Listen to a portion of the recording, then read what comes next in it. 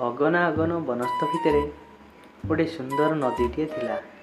ଆଉ ସେ ନଦୀ କୂଳରେ ଥିଲା ଗୋଟେ କଇଁଛର ଘର।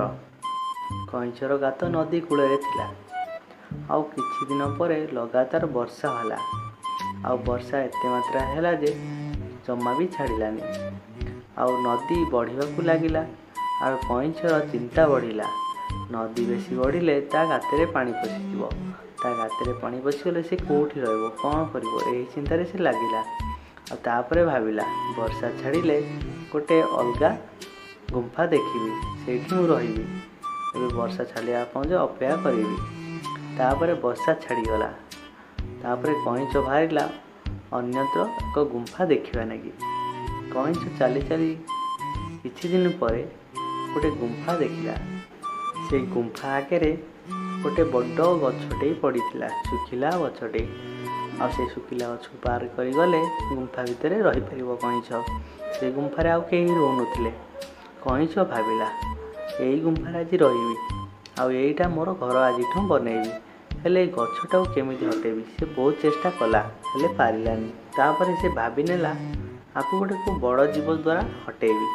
ଭାଗ୍ୟବଶତଃ ସେଇ ବାଟ ଦେଇ ଗୋଟେ ହାତୀ ଯାଉଥିଲା। କଇଁଛ ମନେ ମନେ ଭାବିଲା, ଏଇ ହାତୀ ଦ୍ୱାରା ଏଇ କାମ କରେଇବି, ହେଲେ କିଛି ନୂଆ ବୁଦ୍ଧି ନେଇକି। କଇଁଛ କହିଲା ନିଜକୁ ନିଜେ। ହାତୀକୁ ଜଣେ ଜଣେ କଇଁଛ କହୁଥାଏ, ମୋ ଠାରୁ ଏ ଜଙ୍ଗଲରେ କେହି ବି ବଳୁଆ ନାହାନ୍ତି। ତାପରେ ହାତୀ ଏଇ କଥା ଶୁଣିକି କହିଲା, ତୁ ସବୁଠାରୁ ବଳୁଆ? ହଉ, ତୋ ବଳ ଟିକେ ଦେଖାନି। କଇଁଛ କହିଲା, ହଉ, ଆମ ଭିତରେ ଗୋଟେ ପ୍ରତିଯୋଗିତା ହେବ।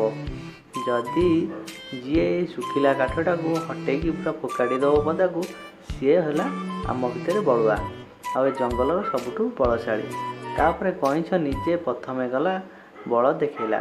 ହେଲେ କଇଁଛ ଜାଣିଛି ସେ ହଟେଇ ପାରିବନି, ସେ ବି ହଟେଇ ପାଇଲାନି। ତାପରେ ହାତୀର ପାଳି ଆସିଲା। ମୁଁ ତ ହଟେଇ ପାଇଲିନି, ଏବେ ତମ ପାଳି। ତମେ ଯଦି ହଟେଇ ଦେବ ତାହେଲେ ଜଙ୍ଗଲର ସବୁଠାରୁ ବଳଶାଳୀ ବନିବ, ନହେଲେ ମୋ ପରି। ତାପରେ ହାତୀ ସେ କାଠଟିକୁ ଫୋପାଡ଼ି ଦେଲା। ଆଉ ତାପରେ କଇଁଛ କହିଲା, ହାତୀ ଭାଇ, ତମେ ଏଇ ଜଙ୍ଗଲର ସବୁଠାରୁ ବଳଶାଳୀ ବ୍ୟକ୍ତି, ଆଉ ତମେ ହେଉଛ ଏ ଜଙ୍ଗଲର ରାଜା। ତାପରେ ହାତୀ ଖୁସି ହେଇକି ସେ ଜାଗାରୁ ପଳେଇଲା। ଆଉ କଇଁଛ ବି ମନେ ମନେ ଖୁସି ହେଲା। ହାତୀକୁ ବୋକା ବନେଇକି କାଠଟିକୁ କାଢ଼ିଦେଲା, ଆଉ ହାତୀର ବି ମନ ଖୁସି କରିଦେଲା। ଆଉ କଇଁଛ ତାପରେ ସେ ନୂଆ ଘରେ ବହୁତ ଖୁସିରେ ରହିଲା। ତାର କିଛି ବି ଅସୁବିଧା ହେଲାନି। ବର୍ଷା ପବନରେ କିଛି ବି ଆଉ କ୍ଷତି ତାର ହେବନି। ସେ ବହୁତ ଆନନ୍ଦରେ ସେଠି ରହିଲା।